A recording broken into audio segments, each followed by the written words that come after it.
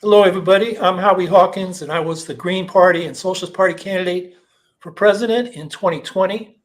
In this podcast, Green Socialist Notes is about continuing to advocate and educate around the eco-socialist program that my running mate Angela Walker and I ran on in 2020. And today we have a guest from Ukraine, Denys Pilash. He's an activist in Sotsialniy Rukh, or the social movement. It's a democratic socialist organization in Ukraine. He's an editor of Commons, which is the leading left journal in Ukraine, and he's a political scientist at Kyiv National University. And so let me say a few words about the news. An hour ago, the House passed aid to Ukraine that had been delayed for 6 months. And we have a statement from the Ukraine Solidarity Network we adopted last Sunday, and it looks like we got our way on Ukraine, but we were opposed to the aid for Israel's war. So that statement, aid Ukraine, not Israel's war, we'll put that in the chat. So, it's timely for Denys to be here because of this vote. Majority of Republicans opposed aid to Ukraine by 112 to 100.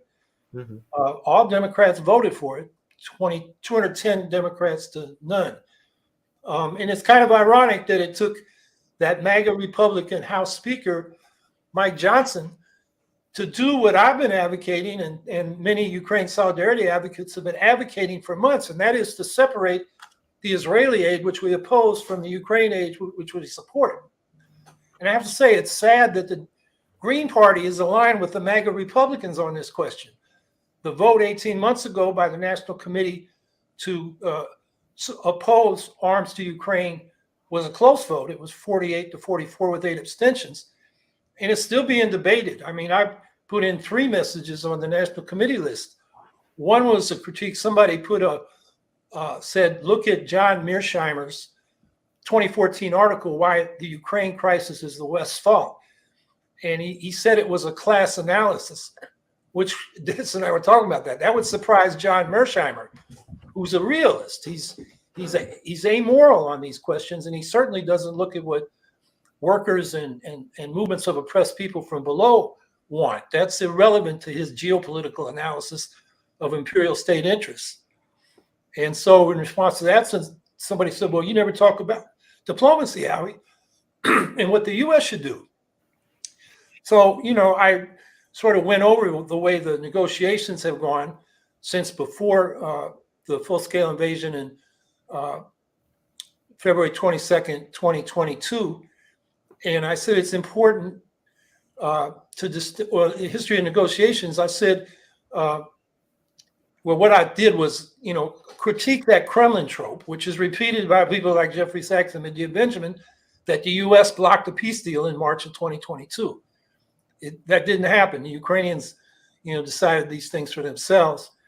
And then the other thing that came up was, why we should support Ukraine militarily. And I said, with the problems of the Ukrainian state. And I said, we should distinguish as socialists between supporting Ukraine's military struggle for national liberation and supporting the progressive forces like Sotsialniy Rukh, Denys's group, the Green Party, the feminists, the environmentalists, the trade unionists in Ukraine, who want those arms to resist the Russian invasion.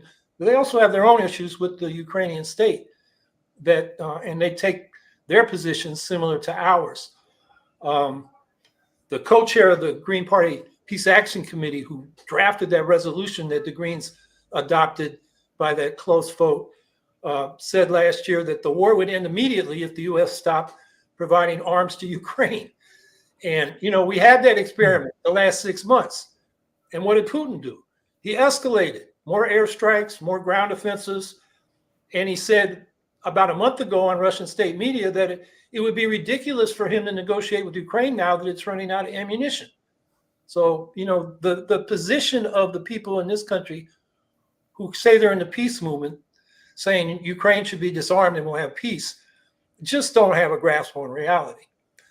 And some people on the National Committee are tired of this debate. They don't want to hear more about it. But I believe, we should keep pushing for the Green Party to be consistently anti-imperialist against U.S. imperialism, against Russian imperialism, against what the Israelis are doing to the Palestinians, against all imperialisms.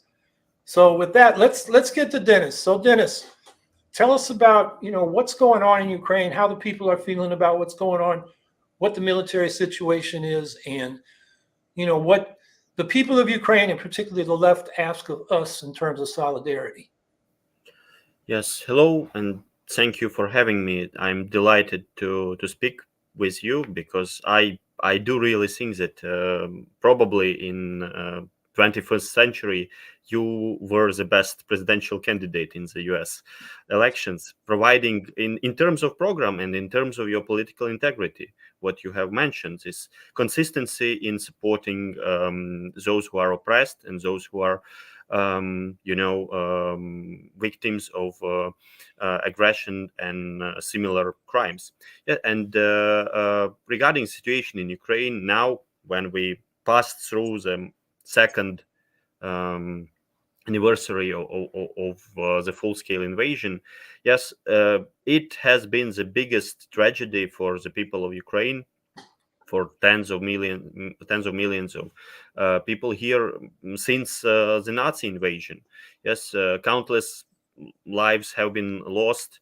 Lots of cities, especially in eastern part of Ukraine, have been just destroyed to the ground, and you have all these millions of human lives who have been completely uptied, people who had to flee from their home places, people who had to completely redraw their lives, and people who had actually to take up arms to defend the mere existence of them physically, of their families, of their communities, and of Ukraine as an entity, as a republic. Yes, because at the core of the Ukrainian resistance to this aggression that was unleashed by Putin's right-wing, authoritarian, ultra-conservative regime. So the resistance to it, it's led, it's like the core of it, it's the Ukrainian working class. These are people coming from different backgrounds, from different parts of Ukraine, from different ethnicities and different origins, different languages that they speak. Yes, but they are mostly people either from big industrial cities or from the countryside. These are people who are working class people, and they keep the country going both by being in the army and doing this resistance to the invaders, but also by doing their work as essential workers. Yes, and by keeping the country afloat, by helping those in need, and by providing all the services for those who, for instance, had to become internally displaced persons. And at the same time, yes, we have our, as you mentioned, our issues with our own ruling class, with Ukrainian capitalists and with capital in general. Yes, because the way how the authorities try to react to the war, it's still very neoliberal. Yes, and they want to do business as usual, and they want to put even more pressure at the shoulders of the working class men, women, people in general. Yes, so the left in Ukraine, both my organization, Sotsialniy Rukh, that's probably the biggest socialist group in the country, and also other initiatives like the militant trade unions, especially the student union called Direct Action, or the anarchists and their Solidarity Collectives initiative, and other initiatives who try both to support people activists who went to the front line, and also to support refugees and support people in the war-torn zones. Yes, we have to do both things. We have to contribute to the general popular resistance, and we also have to counter all those anti-social, anti-labor steps that are pursued by the ruling class, that tries, yes, to wage the war in by keeping the country basically inside the same peripheral capitalist system logic. Yes, so if we speak about what's needed now, yes, because as you mentioned, yes,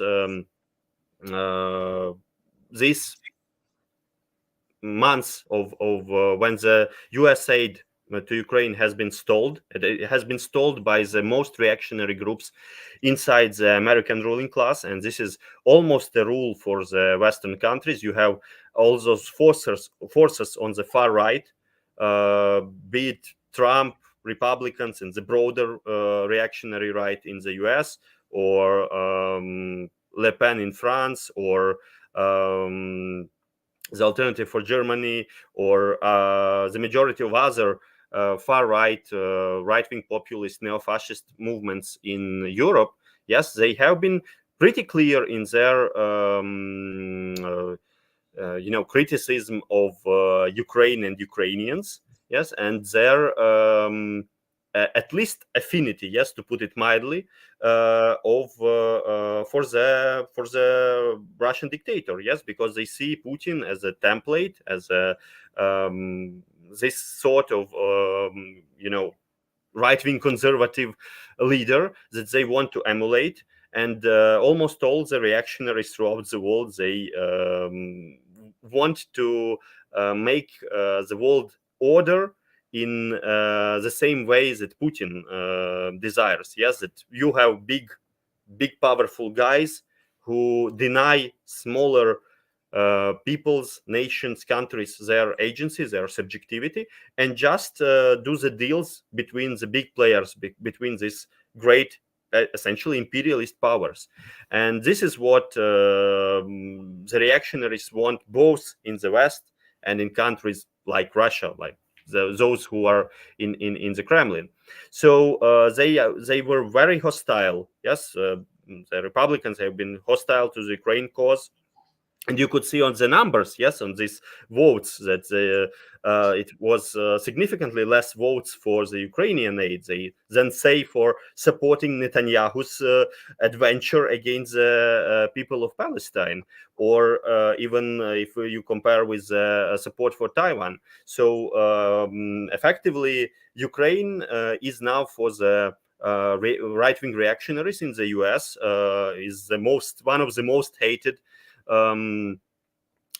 places, most hated people. Yes, and given this lack of military support, the situation has been deteriorating, and Russia is continuing and intensifying its terror attacks on the civilian population.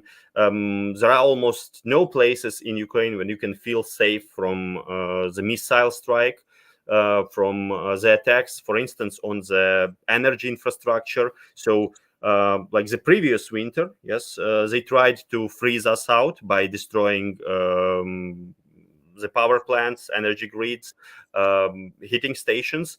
Now they also tried to do something similar, and they even targeted and hit, for instance, one of the biggest hydraulic power plant in Europe.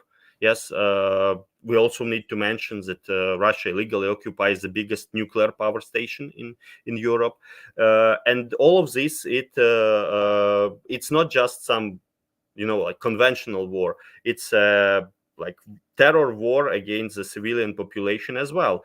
And in many regards, yes, there are people, unfortunately, still lots of people who claim to be on the left, but who try to find justification for Putin's Russia actions. Yes, and but at the same time, you see clear parallels in what US imperialism, American imperialism has done in many places, including, for instance, Iraq war. I think Bush was again an inspiration for Putin, and both of them, they did essentially the same. They started a disastrous invasion that led to like effects that will go far beyond the region. Yes, that will cause like complete disaster. And you need to be completely consistent, yes, in the way that you are opposing this way of imperialist meddling and imperialist aggressions. I myself have been active, for instance, in solidarity with Cuba. Yes, because Cuba has been subject to U.S. blockades, and it's still, yes, ongoing. Biden hasn't repelled all those new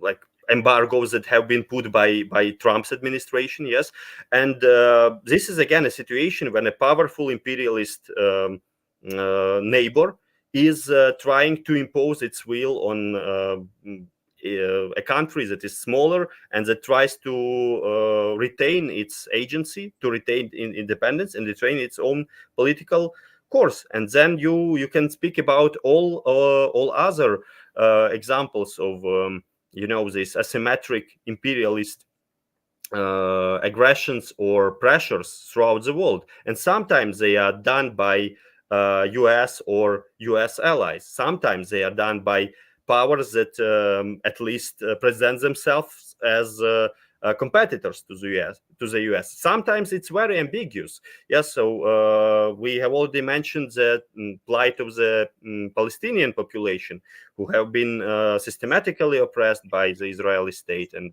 by the reactionary settlers, and now they are inside this brutal war and humanitarian disaster. We shouldn't also get lose from our side other humanitarian disasters, like in Yemen, where Saudi Arabia was a major contributor and a US ally. Yes, but then you have all other these predators in the Middle East, like Iran, like Erdogan's Turkey, like Egypt's Sisi, and this is very clear. For instance, in the case of Syria, again, you see how all these foreign powers and their own dictatorship, they have caused like complete disaster for Syrian people and for the Kurdish people, for instance. And here we also can speak about the role of the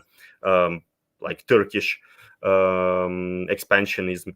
And then the list goes on, and you have all these authoritarian regimes like the junta in Myanmar is waging the war against its own population, that's backed by Russia and China, and lots of other post-coup authoritarian military regimes that, for instance, now emerged in the African countries, and they are also looking to Moscow for assistance. Yes, so it's a quite complex world, but in all these cases we see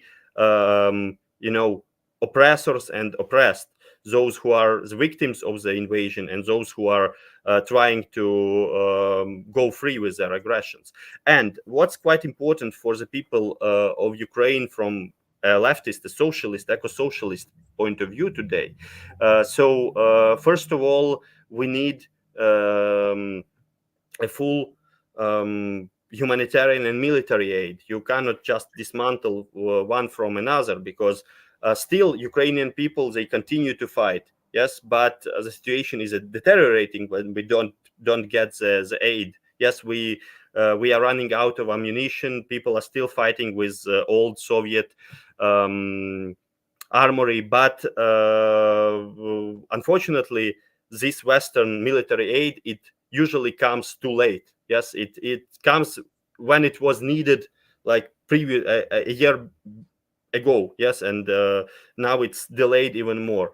But also we need to pursue specifically anti-capitalist view of how Ukraine and the people of Ukraine can be supported, and this includes completely different from those that are provided now in all these places, like it was in all these recovery conferences. And this year there will be another one in Berlin, and it's mostly a very free market, pro-capital oriented view that completely neglects like the voice of labor, the voice of women, the voice of environmentalists, and so on.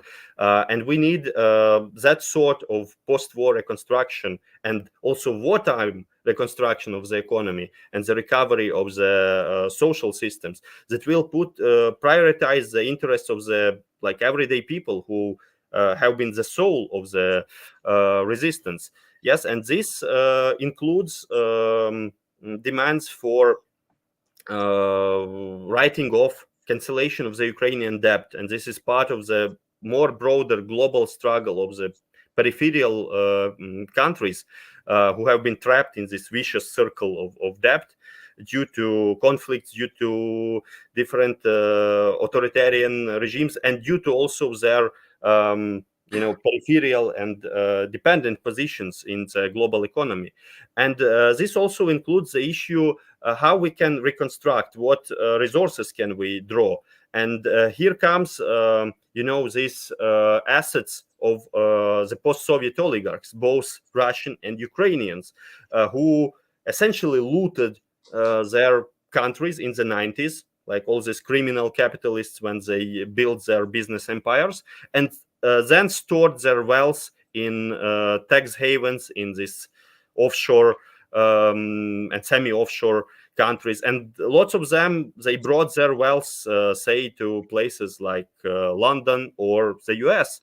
And now you have this confiscation, for instance, of the Russian assets. And we need this discussion, like how and who will do the, managing with these confiscated assets, for them to be turned for the reconstruction, to be turned for the best, for the good of the people, especially in such spheres as healthcare, as housing, as education. Yes, and also what was highlighted by all this stalling of the U.S. aid due to the Republican Party, that Ukraine needs to become more independent, less dependent on these political intrigues inside the West. Yes, we need essentially more support to build our own wartime economy. We need more equipment, more technologies, and more support to restore the energy system, to restore, for instance, to build some maybe military like factories, facilities to produce ammunition like by Ukraine and for Ukraine. Yes, and this also includes a broader dialogue, how we can transcend our concrete demands that go about like the current Russian aggression against Ukraine, how we can build them into the broader anti-capitalist perspective globally. For instance, how the issue to relieve European countries from their dependency on Russian fossil fuels, how not just replace Russian fossil fuels with other murderous, like these military machines like Saudi Arabia, but how to facilitate the just and green transition to renewables, and possibly to provide our own eco-socialist perspective that goes far beyond just simply like just Green New Deal and so on. So this is lots of tasks, yes, but all of them, they require actually listening to the people of Ukraine and considering them as real human beings, yes, that have their own agency, and we want to survive, we want to live. And unfortunately, we have a regime nearby who just want to obliterate like the mere Ukrainian identity and Ukrainian Republic, and they want to continue their policy that is like some kind of continuation of this Tsarist, imperial project, when Russia in the 19th century was considered this gendarme of Europe, that intervened to destroy all popular and revolutionary movements throughout the continent. And now they are like promising the same, and it's no surprise that all these reactionaries, all the Trumps, all the Musks, all the Tucker Carlsons of the world and of the US particularly, yes, they look up to Putin, and they want to unite with them and to strengthen their reactionary stance in opposing all popular and progressive movements. Okay, let's get to questions. I know we have a number lined up, and in the chat we're going to put about a half dozen statements and interviews that Denys has done, which you can copy and read later. But there's a lot of good information there. So while we're waiting for that question to come up, in terms of international solidarity, I think one of the things Denys is involved in with Commons is they have this dialogue of the peripheries, where they're trying to build ties between all the different struggles against foreign domination and global economic imperialism and exploitation. And so if you go to the Commons website, you can see some of the initial articles related to that. And maybe there's been a panel discussion or two that's posted there as well. And the debt cancellation thing, the U.S. early in the war said they asked the Treasury Department to ask the International Monetary Fund to find a way to relieve, not cancel, but relieve Ukraine's debt. And they were supposed to report at the end of last year, into 2023. And I've seen no news about that. I haven't asked my MAGA Republican representative to get the report for me, but I think I should, to see, we haven't heard anything that the IMF has eased up at all. They continue to charge interest, and they'll restructure the debt but not cancel even the interest, let alone the principal, which, as Denys mentioned, puts them in a debt trap that so many countries on the periphery are in. One of Denys's comrades died. Unfortunately, he was an economist, Alexander Kravchuk. And I remember reading one of his articles, and he said, Ukraine is the northernmost country of the global South in terms of its economic position. So I think that's a perspective that not too many people in this country have. And Chris behind the camera may be dealing with his child. So I'm going to pull out one of these. Oh, here we go. Frankie Lee, Denys, have all the Banderistas been removed from the Ukrainian army? And why not sit down at the peace table with Russia? So, like Banderists denotes the people who are followers of Stepan Bandera, who was a far-right nationalist in the mid-20th century. And we should say that, yes, there are far-right people in Ukraine, and there are far-right people in the Ukrainian army. Yes, but they, even if we compare the situation now with the situation 10 years ago, when after the annexation of Crimea and by Russia, and a Russian intelligence officer who is also like a far right guy, this fan of the White Guards in the civil war in Russia, a monarchist, a Russian nationalist. And this guy, yes, he stirred up the war in Donbass. Yes, he was the person who actually carried on this Russian imperial project. But if not him, they had lots of other candidates for this. Yes, but then the war started in the east, and then you had real significance of these far right elements in the Ukrainian. Not so much military, but inside the Ukrainian interior ministry. So this, like lots of you know Azov, that used to be a battalion, then it was a regiment, and it was set up by people coming from a very notorious far-right background, and they had the backing of the interior minister. And yes, they were quite instrumental in glorifying their role. But in 2022, as the resistance has become like almost overwhelmingly popular, the significance and the percentage of these far right elements, the nationalist elements in the military, it's much lesser. Yes, they still they try to use this hegemony that they got due to this specific Ukrainian and broader Eastern European situation, when you have lots of these nationalist forces.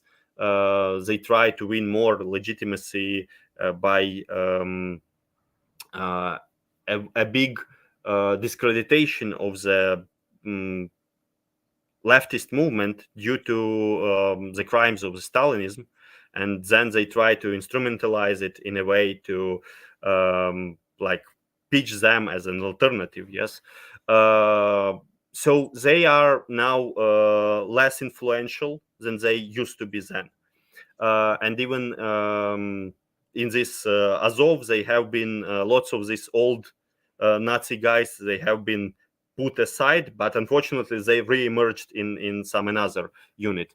So they are. I am not denying that they do exist, but they in no way represent the people of Ukraine. Yes. Anyway, when we had like all the electoral processes, they showed that the support for such like far right forces in Ukrainian politics, it's maybe not bigger than 2% at the elections. And then about the negotiations. Unfortunately, many of these discussions, they are framed in a way that it's Ukraine that doesn't want to get like peace, while in like in essence, like Ukrainians are those who are desperate for peace, but like their land and their cities have been occupied by the invaders, and the invaders aren't going away from that areas they have grabbed. There is lots of misconceptions about how this attempts to provide peace talks they went on, and ultimately Russia was never going to give up its gains. Yes, it always wanted to push more, to grab more land and grab more people. And this, if we just like how Trump and Elon Musk think that we need to just to like partition Ukraine, give lots of territory to Russia, and then you will have so-called peace. Yes, but in fact, this is not just about the territory. This is also about the people who live there, and it means that lots of millions of people, they won't never return home because it will be under occupation. And those who are remain under the occupation, they are in an extremely oppressive regime, while Putin's regime is completely disastrous for its own peoples. Yes, and you have all the persecution of the activists and any people who have any sort of anti-war position, even very, like some people tried to make it in a very delicate way, yes, not to be like very like visible or obvious with their anti-war position in Russia. And those of them who haven't emigrated, they are now persecuted in a very harsh way. And there are lots of cases for leftist activists as well. And well, there is no space, yes, for any kind of progressive organizing and activity in today's Russia, from independent trade unions that have been like also raised to the ground, to any sort of progressive left political agenda. And the situation is even worse at the occupied regions of Ukraine, because there is this gray zone of lawlessness there. And you have all these extrajudicial killings, you have torture as a completely widespread instrument tool of the occupying forces. And again, this means also graves of people who have been killed by by the invaders. So this doesn't mean peace for the people who remain under this occupation. And the second part of the problem is that this doesn't mean that Putin's Russia will stop at this point. Yes, it just means that yes, the aggressor has been rewarded for the aggression. The land grab and the invasion was successful. This is a precedent that will,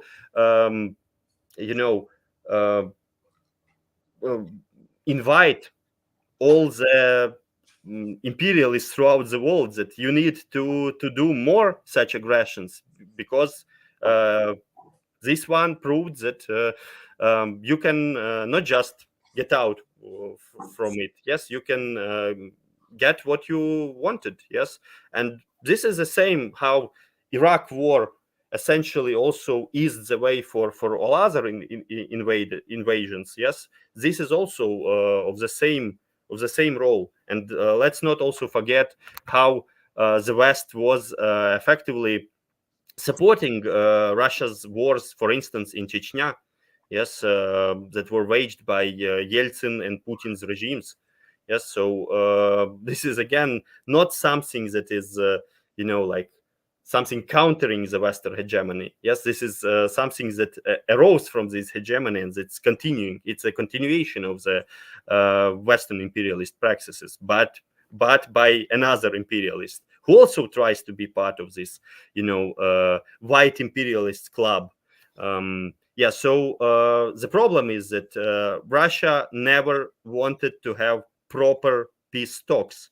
Yes, they never wanted to actually take into account the agency of the Ukrainian people, because there were lots of attempts of Zelensky to get contact with Putin, like since he was elected president. Yes, and he tried, yes, to he was elected on a peace platform. Yes, he tried to get peace in the eastern Ukraine, in Donbass, and ultimately, yes, he was completely, denigrated by Putin, who said, like, we don't consider you to like an equal. Yes, we don't speak with you. We will maybe we will speak with the big guys in Washington. But then even all those terms of the ultimatives ultimatums that were like put down by Russia in the wake of preparing for the full-scale invasion. Yes, they were from the scratch. It was clear that this is not something that you try to find a compromise. Yes, you are just pitching such unrealistic demands that you know that they won't be supported. Yes, and then you can proceed with your invasion. Yes, so the question, why not sit down, is to be put to those people in Kremlin, to Putin and this nexus of the oligarchs, the security service people called siloviki in Russia, and like this top bureaucracy that control the country. Yes, and the question should be like, I think probably in 1969, Noam Chomsky, ironically to invoke him now, yes, but he wrote that like a prerequisite for successful peace talks to end Iraq war is this unilateral withdrawal of the forces of aggression. Yes, the invading forces, the forces of the invader, have to be pulled off from the invaded country. And it was completely true in times of the Vietnam War, and it's completely true about today's situation. Yes, that yes, we need negotiations about how Russia's troops will leave Ukrainian people alone, how they will be withdrawn, and like the people can return to their homes. Let me just add a couple of little perspectives from an American point of view on this question. On the question of negotiations, when we fought the Vietnam War, it was the liberals in the Democratic Party, like Robert Kennedy and Eugene McCarthy, who were saying negotiate. And in the streets, our demand was out now. I mean, what the hell is there to negotiate? U.S. should get out. And it should be the same demand on Russia. In fact, the demonstration we had about 10 days after the full-scale invasion began, called by Code Pink, had a demand, Russian troops out, or Russian troops out now, something like that. They dropped that demand.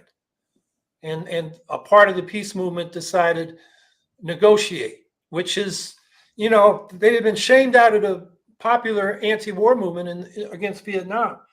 The other thing, to put the right in Ukraine in perspective, as Denys said, they got 2%. It was a coalition of the far-right parties, got just over 2% for the parliamentary elections. They got 1.5% in the presidential elections. Compare that to the United States, where the Trump vote is at least 30%, the hardcore, bigoted Trump vote. Le Pen's national rally in France is, on the verge of power. The alternative for Germany, the neo-Nazi party in Germany, is looks like it's been making gains, looks like it's going to make more gains. So that Ukraine actually has a smaller far right than the Western countries, and it's kind of rich that the Western countries are scolding Ukraine for the Azov battalion, which is a concern, but it's not as big a concern as we got to deal with in our countries. So, may I also comment on this? And you also need to take into account that Russia is essentially run by far right now. Yes, because there are debates whether we can call like the regime that ultimately mutated in Russia fascist one. Yes, and I would recommend mostly two Russian scholars, Ilya Budraitskis and Grigory or Greg Yudin. Yes, and they discuss in their articles whether Putin's regime has gone like this full-scale fascist turn. But in any case, especially in times of full-scale invasion, it goes very much into this fascization route. And there are also many comparisons, for instance, with Salazar's regime in Portugal. Yes, it was also at least far-right authoritarian, at most fascist, and it was also waging lots of colonial wars, yes, in order to retain its imperial, glory. And also, what's common in both of these regimes, that the dictators and their inner circle, they got no contact with the people, yes, because they become so closed in this, so they completely lost touch with reality. And it seems that Russia is going on this route, yes, and ultimately we need to speak about the Russian nationalism as well, and Russian far right with like glorifying figures like Ivan Ilyin, who was a fascist simp, fascist thinker in Russian white emigre circles. Scout Trooper 164, what are your thoughts on over 70% of Russians wanting peace? This may not look good news for Putin, who wants Ukraine to surrender. I would also invoke the same Grigory Yudin, who says that unfortunately we can't know like the real figures, how many, because like doing this sort of sociological polls in the very closed authoritarian systems is very shaky. Usually you have the opposite situation when people say, but you have all these polls that show that 80% of Russians, they want to continue the war and they want to obliterate Ukraine. Yes, and how you can imagine any sort of speaking with them if they are so warmongering at the level of Putin himself. Yes, and then you can have some opposite data that will show. I haven't seen such high numbers as 70%, but I have seen that at least like half of the people who want some kind of resolution, how people who want to continue. But in any case, like the Russian population has been manipulated pretty much into this warmongering hysteria. But still, you have disagree. Unfortunately, almost all anti-war mobilizations in Russia, they have been completely suppressed in the first weeks of the full-scale invasion, and lots of people they ended up in prisons, and they have sometimes a completely fantastic, like in terms of their insanity terms, for just calling the war that's prohibited by the Russian legislation. Yes, you need to special military operation. Yes, so even for this you can get like 7 years in prison. So this is a big problem, and unfortunately there are some groups like BOAK, that's a combat organization of anarcho-communists, probably the most militant group inside Russia, who tried to do this, like guerrilla war tactic by sabotaging the trains with military equipment, for instance. Because just like a day prior, on 19th of April, we were commemorating a year since our internationalist comrades have fallen, who took up arms to defend the people of Ukraine. And these were 3 people: Irish socialist Finbar Kafferty, African American activist Andrew Cooper Harris, and a Russian anarchist Dmitry Petrov, who was one of the co-founders of this group, and he was exiled from Putin's Russia, and he lived in Kyiv, and he also was active in solidarity with the Kurdish cause with Rojava. He also went to Rojava and participated in their military resistance, and now he participated in the Ukrainian resistance to the invasion of the regime that took over his own country. Yes, so you have such sort of people who want to essentially support the people of Ukraine in order also to get their own country, yes, to be free. But unfortunately, in general, the situation seems more grim inside the Russian society, because it has been so much, made so passive due to the atomization. Many of these, and this is part of this debate whether like Putin's regime is full-scale fascist or just authoritarian, because authoritarian regimes, they often rely on depolitization of the people, on atomization of the people. When you have all the people lose any faith in collective actions, yes, because they are suppressed and you cannot organize in any way, and there are no working ways to for activism. Yes, and then all the people, they have to deal with their own lives, and so they don't have even this experience of huge collective actions. And as Putin's regime is so afraid of any sort of popular mobilization, they have this vision that if you have a protest, it's for sure it's some meddling of the foreign intelligence, because they don't believe that people can have like their own self-organization. Yes, they that's why Putin, for instance, hates all the history of the revolutions in the Russian Empire and the countries that have been occupied by it. Yes, he hates 1917. He hates the February and October revolutions. Yes, he hates Lenin and the Bolsheviks, and particularly, yes, he claims that they invented Ukraine, albeit, of course, it's complete nonsense. Yes, but contrary to him, like early Soviet communists, and including Ukrainian communists, yes, they were aware of the existing of the Ukrainian people and of their national cultural and other rights. So they retained, at least formally, nominally, yes, but they retained this Ukrainian Soviet Socialist Republic. And like Putin and his imperial nationalist circle, they don't want to any of these countries to exist. Yeah, they try to suppress any sort of popular unrest, and not just in Russia, because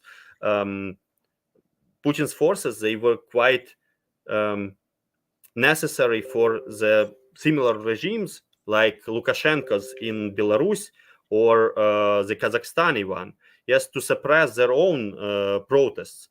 In Belarus in 2020 after the elections, and in Kazakhstan it was just like a couple of months prior to the full-scale invasion. There was a big unrest that even somewhere these protests that started with oil sector workers, yes, they turned into some bigger riots. So Russian forces intervened to suppress them.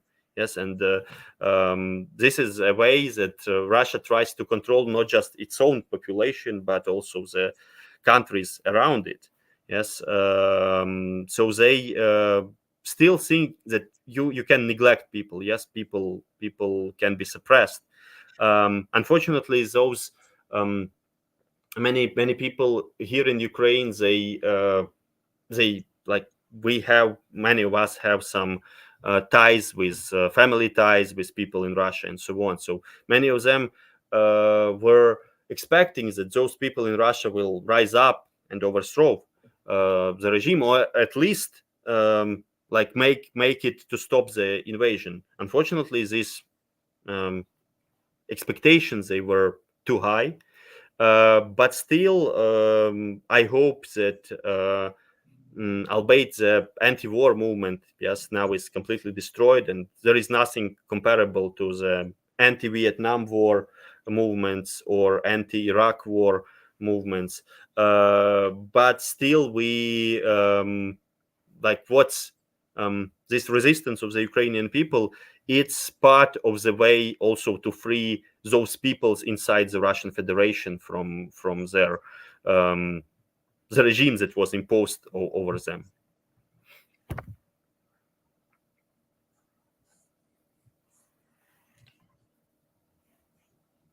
Violeted Content Boutique. Denys, does your agricultural land still exist, or is it gone? So if we speak about the agricultural land, so part of a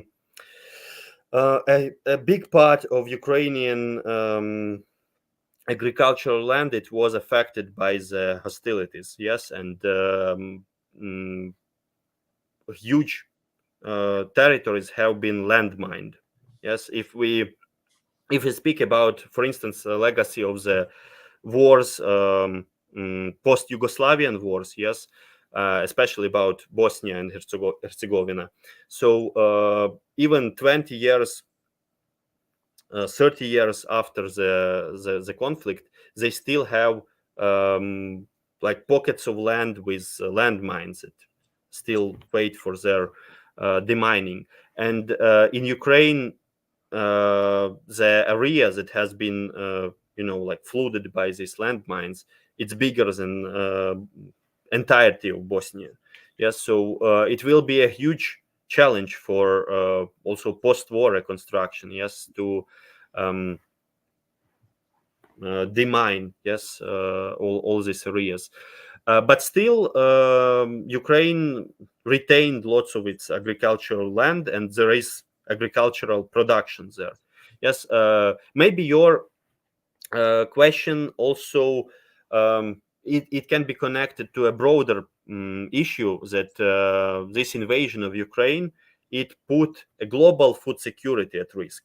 And actually, Putin again tried to weaponize this issue, to weaponize the possible hunger in the countries of global south, in the Middle East, in the sub-Saharan Africa.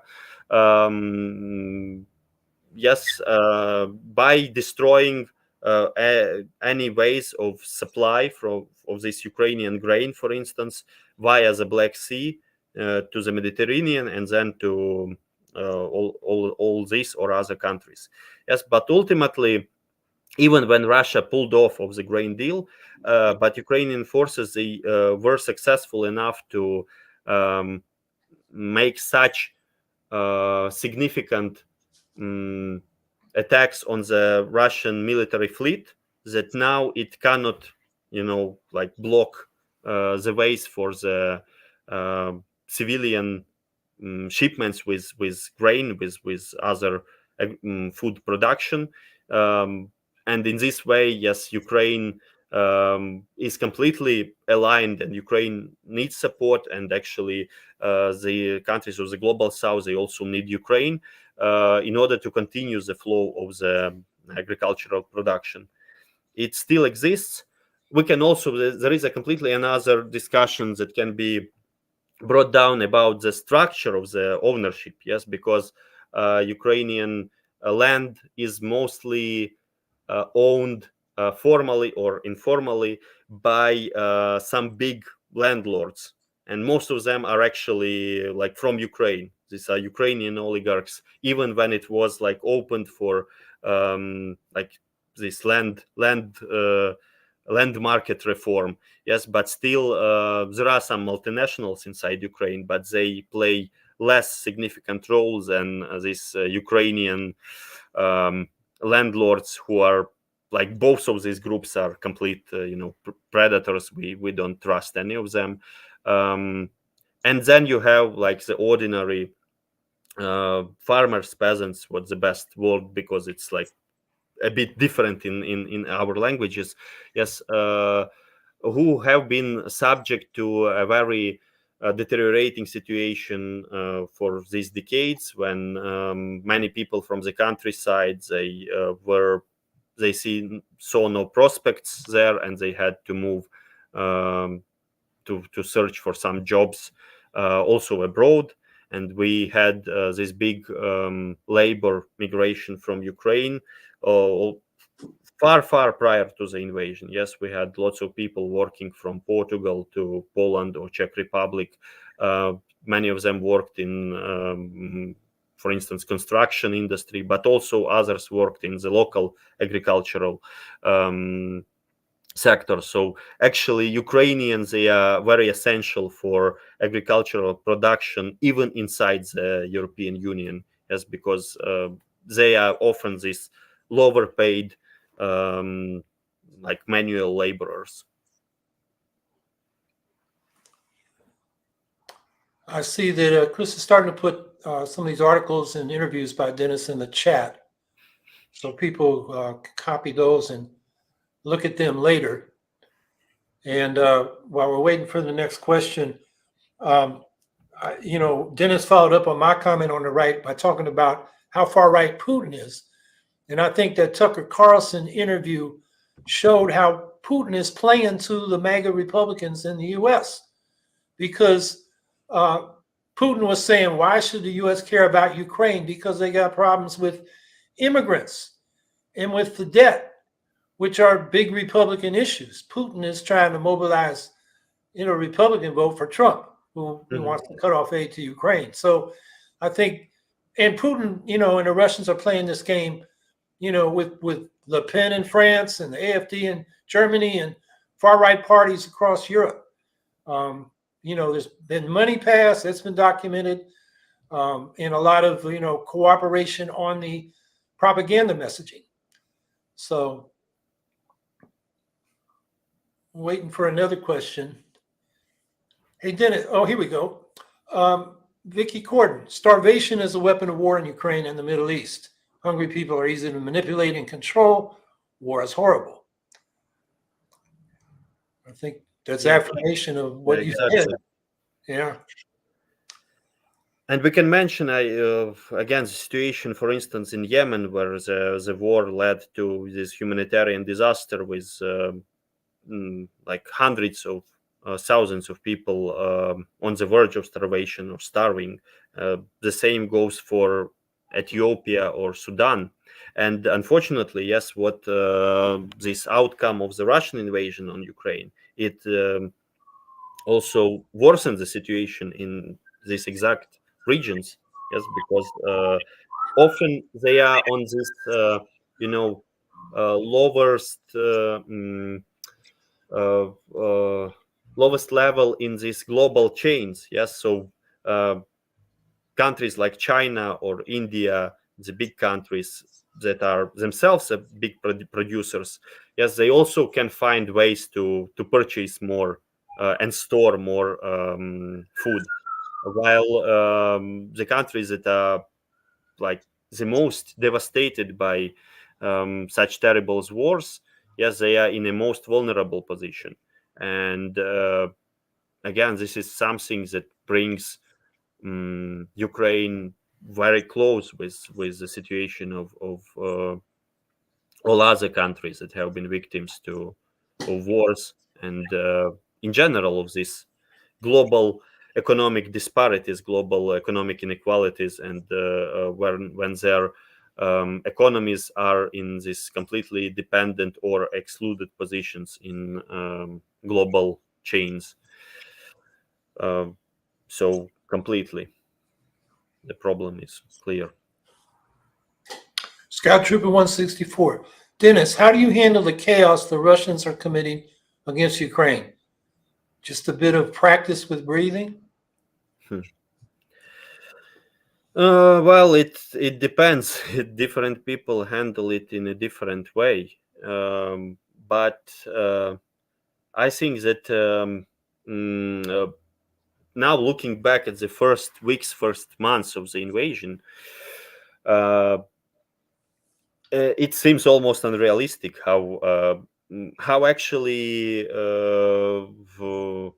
how the majority of the people here worked on 300%, yes, to not just sustain them and their like beloved ones, but to engage into these spontaneous networks of solidarity that emerged. So actually many of the Ukrainian cities then turned into sort of, you have these hubs with like providing humanitarian aid or providing housing for the people who had to flee from the war-torn parts of the country. And I would especially um, uh, point out the contribution of the railway workers. Yes, we prior to the invasion, there were lots of talks of these neoliberal pundits. Unfortunately, in Eastern Europe, these people who are usually do the economic stuff, they are even worse neoliberals than in the IMF. Yes, these are people who market fundamentalist believers in, everything needs to be privatized, commercialized, and only private ownership is effective, no public ownership. And they were speaking that we need also to privatize the state railway company and to dismantle it into smaller ones, because it worked so well in all these countries. Yes, when you have all the examples from the UK, from Greece, with when privatization of the railway has led to complete disasters, yes, to literal disasters, yes, with dozens of people killed in different accidents, yes, but still these people were saying, very nice, we need to go this way. And ultimately this state-run company proved very efficient in rescuing millions of people, because at no point of the war did the train stop. Yes, they continued to move people to safer regions, and they continued to move all the goods, all the cargo, all the humanitarian aid, all the food. And this was done not due to the managers or the administration. This was done due to the ordinary workers. Yes, because they worked like on a complete non-stop mode. You had people who went like entire days without a sleep, because they felt that it's their obligation to actually literally save human lives. And this was something that's I don't know how we sustained in that mode. Yes, but it was overwhelming. You had millions of people who were engaged into different sorts of solidarity, and some of these links of solidarity, they still exist, and lots of initiatives emerged that were more institutionalized, yes, to keep these activities on a volunteer activities on a more systemic level. But also this shows the problems inside the Ukrainian state. Yes, when you have people in the government, again, these extreme neoliberals dealing with economy, and who want to essentially keep all these challenges on the shoulders of volunteers, of the activists, of these everyday people who have become engaged in all these solidarity activities. Yes, and they don't want to provide a systemic, like, state approach. Yes, we have a minister of social policy. She literally said, everything social has to be dismantled. Yes, so it's crazy, but these are people, unfortunately, they are produced by this peripheral oligarchic capitalism in Eastern Europe. Yes, they don't want to take state responsibilities, and they don't want to have big state-run projects.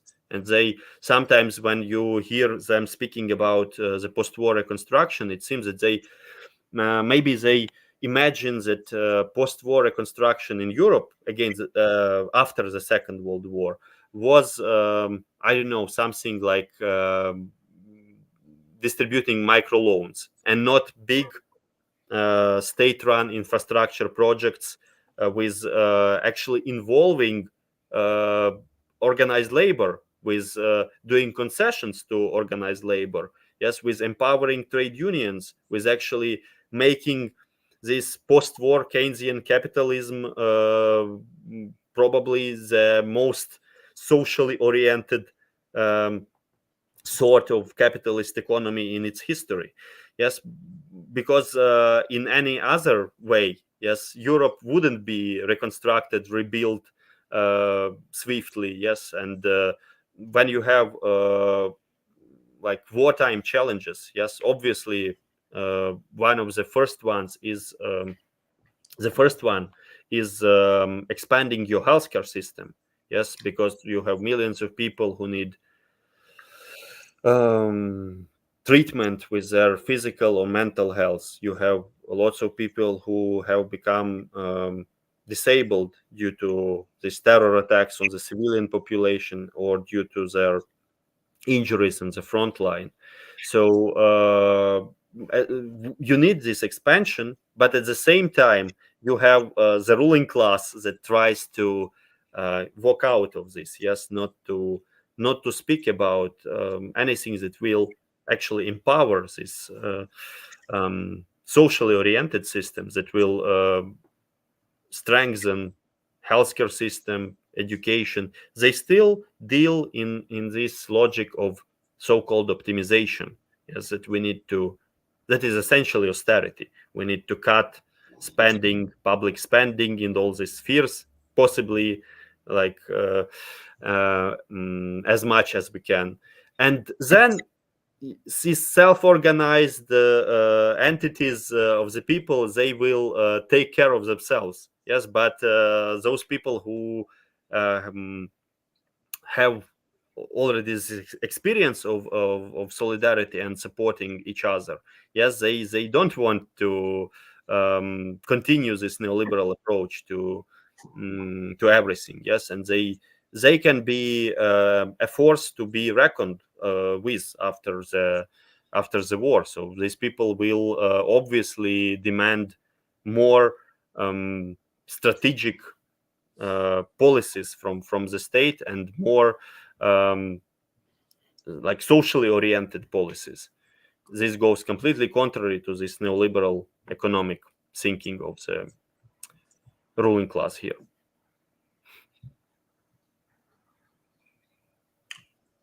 Okay, that's usually the sign that where our hour is up. I know it's 11:10 in Ukraine. I know we also have a lot of questions we haven't answered. What do you think? You want to go another 15, 20 minutes? Yes, yes. We still have no air raid alert siren, so Okay, our luck's we been can good. do it. So if Chris can hang on another 15, 20 minutes because he's doing the technical work behind the scenes, why don't we take a few more questions and then we'll wrap up.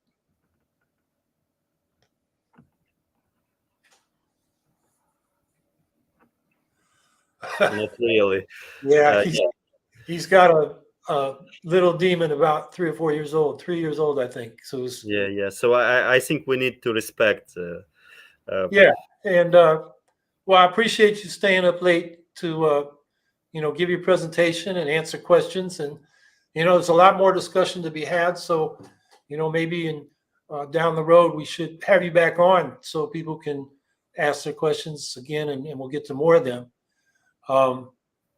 So if people tune in late, the good news is the House voted the Ukraine aid package through after 6 months delay, with Russia running out of artillery ammunition, and with Ukraine running out of artillery ammunition and air defense missiles, which has really hurt their effort to defend their country. But this I think it's a bad day for Putin. I think he's disappointed. Now he's counting on Trump getting elected, but it's down the road. And we had if you go back in the chat, if you got in late, I don't know if you can get back to what was on before, but we had a statement from the Ukraine Solidarity Network. You can look up their link tree and find it about, our position that Ukraine aid, yes, but aid to Israel's war, no.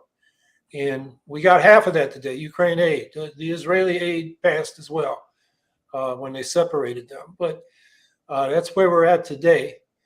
And so we started our petition in New York, and I was out at 6 this morning at the regional market for 7 hours collecting signatures. I got a lot of stories about that. And the bad news is conspiracism is spreading. I ran into a lot of people opposed to electric cars because they think the electric field is going to give them a stroke or something. We got, MAGA people, including some that used to be kind of hippies in moving to the rural areas against solar energy because they don't like the aesthetics of solar panels, along with some more usual, megatropes. And of course, the Democrats saying we're going to spoil the election. So maybe next week, I'll give you a report on that, and we'll talk about some other things and do the questions and answers. So it'll be the same time, 3 o'clock Saturday afternoon live. That's Eastern time. Or you can look it up on Facebook and YouTube after the fact at your convenience, or get the audio on just about any podcast forum or platform. So once again, Denys, thanks for being here. And, thank you for having me. And hopefully the air raid sirens don't go off tonight so you can get a good night's sleep. But have a good evening, and we'll stay in touch. Yeah, let's keep in touch and continue the good fight. So hopefully our enemy, that is the global capitalism, will be defeated, and all sorts of imperialists. Exactly.